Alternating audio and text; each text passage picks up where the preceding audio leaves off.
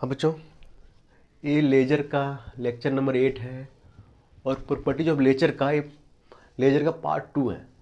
ठीक है, पार्ट 1 में हम क्या पढ़े थे कि लेजर जो होता है वो हाईली डायरेक्शनल होता है। दूसरा, लेजर जो होता है वो हाईली इंटेंस होता है ना। तीसरा जो प्रॉपर्टी है वो है मोनोक्रोमेटिसिटी। नाम से क्लियर है बच्चों, मोनो मतलब एक, क्रोमेटिसिटी मतलब यहाँ पे लाइट की बात कर रहा है ना, वेवलेंथ की बात कर रहा है ना। देखो तो इसमें the light emitted by a laser is highly monochromatic है ना।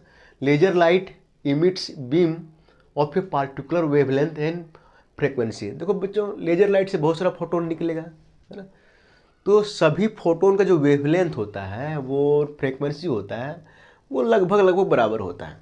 तो हम ये बोलते हैं कि ये हाईली मोनोक्रोमेटिक होता है ना।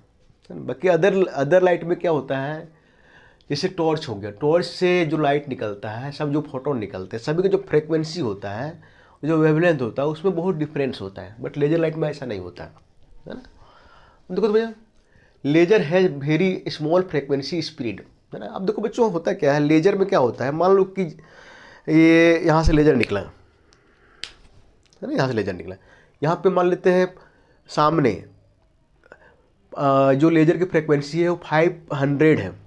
500 तो जनरली मानो 5 हर्ज है ना। तो ऐसा देखा गया है कि बहुत दूर तक लेजर लाइट जाता है तो मुश्किल से 5.5 हर्ज, 6 हर्ज इस टाइप से हो पाता है। मतलब फ्रीक्वेंसी का जो स्पीड है बहुत कम होता है। जबकि सिंपल लाइट में क्या होता है, मान लो यहाँ 5 हर्ज है तो थोड़ा ही हल्का दूर गया है और जो फ्रीक्वेंसी जो फैलता है वो फैल जाता है 500 हर्ज, 600 हर्ज है ना। तो फ्रीक्वेंसी का स्पीड जो होता है वो बहुत कम होता है in case of laser light. ठीक है, अनु फ्रीक्वेंसी स्पीड को हम बोलते हैं डेल्टा न्यू। डेल्टा न्यू क्या है, initial frequency minus final frequency है ना। Let spectral line emitted by light source having frequency nu zero. मान लेते हैं कि न्यू जीरो फ्रीक्वेंसी का जो है वो एक लाइट निकला। ठीक है, तो इसको देखो, डेल्टा न्यू बटे न्यू जीरो, इसको हम बोलते हैं मोनोक्रोमेटिसिटी। ठीक है, ये अब देखो सिंपल लाइट के लिए भी निकालेंगे और लेजर लाइट के लिए भी निकालेंगे है ना। यहाँ पे क्या है, फ्रीक्वेंसी स्पीड कि फ्रीक्वेंसी कितना चेंज हो रहा है कुछ समय के बाद। और ये क्या है, ये शुरू का फ्रीक्वेंसी है जब यहाँ से निकलता है ना। देखो तो ये laser value, large value of ये इसका वैल्यू जितना अधिक होगा है ना, उतना कम जो है स्मॉलर दी इज मोनोक्रोमेटिसिटी, उतना कम मोनोक्रोमेटिसिटी होगा है ना। तो हम ये देखेंगे कि इसका जो वैल्यू आता है ना वो बहुत कम आता है लेजर के लिए, और बहुत कम आएगा तो वो हाईली मोनोक्रोमेटिसिटी होता है ना। अब देखो तो हम लिए फ्रीक्वेंसी बराबर लिए 5 × 10⁻14 हर्ज है ना, ये मान के चले हैं। ठीक है, अगर हम लेजर के इंस्ट्रूमेंट यूज करते हैं या तो सिंपल लाइट यूज करते हैं तो देखा गया सिंपल लाइट में क्या होता है, जो फ्रीक्वेंसी का स्पीड होता है ना, वो होता है 10⁻10 हर्ज। कहने का मतलब है कि शुरू में अगर फ्रीक्वेंसी इतना है तो कुछ दूर जाके बाद ये 10⁻10 हर्ज तक 10⁻10 हर्ज का डिफरेंस आ जाता है फ्रीक्वेंसी में है ना। और ये निकालेंगे हम मोनोक्रोमेटिसिटी 10 ये इसमें पुट करेंगे 10⁻10 बटे 5 × 10⁻14, तो इसको निकालोगे तो आएगा 2 × 10⁻−5 है ना। ये हो गया सिंपल लाइट के लिए। अब लेजर के लिए निकालते हैं। लेजर का अगर यही फ्रीक्वेंसी का लेजर निकाला जाए, ठीक है, तो ये देखा गया है कि इसकी जो फ्रीक्वेंसी जो चेंज होती है, फ्रीक्वेंसी जो स्पीड होती है वो होती है 500 हर्ज, मात्र 500 हर्ज। ध्यान देना, सिंपल लाइट में कितना होता है 10⁻10 हर्ज, काफ़ी अधिक है, और यहाँ पे होता है 500 हर्ज।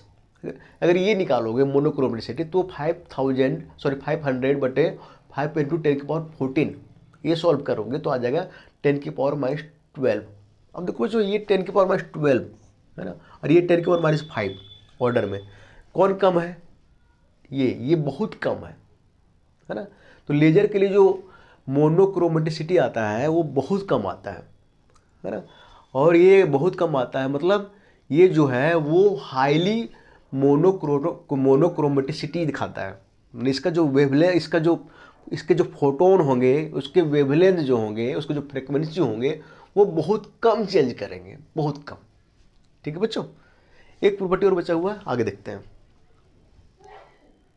फर्स्ट प्रॉपर्टी है बच्चों कोहेरेंस, है ना। ये कोहेरेंस क्या होता है ना। अब देखो इतना ही लिख के आओगे, ठीक है। कोहेरेंस में पहले समझ लो कोहेरेंट क्या होता है ना। देखो मान लो कि दो फोटोन है, तो फिर ये बोल सकते हैं दो वेव है ना। दोनों वेव का सेम फ्रीक्वेंसी है, सेम वेवलेंथ है और कांस्टेंट फेज डिफरेंस है। हम बोलेंगे वो जो वेव्स हैं वो कोहेरेंट है। तो हम बोलेंगे वो जो फोटोन है वो कोहेरेंट है। मान लो दो सोर्स है, एक मान लो ये सोर्स है, एक ये है, इससे भी लाइट निकल रहा है, इससे भी लाइट निकल रहा है। इससे जो लाइट निकल रहा है और इससे जो लाइट निकल रहा है, दोनों लाइट का वेवलेंथ सेम है, फ्रीक्वेंसी सेम है और कांस्टेंट फेज डिफरेंस है। तो हम ये बोलेंगे ये जो सोर्स है ए और ये दोनों कोहेरेंट सोर्स है, ठीक है। तो लेजर में क्या होता है, जितने भी फोटोन निकलते हैं सभी का वेवलेंथ क्या होता है, फ्रीक्वेंसी क्या होता है, नियरली सेम होता है ना। और जो फेज डिफरेंस होता है वो भी कांस्टेंट होता है, ठीक है। तो ये जो होता है वो काफ़ी कोहेरेंस होता है, हाईली कोहेरेंस, है ना।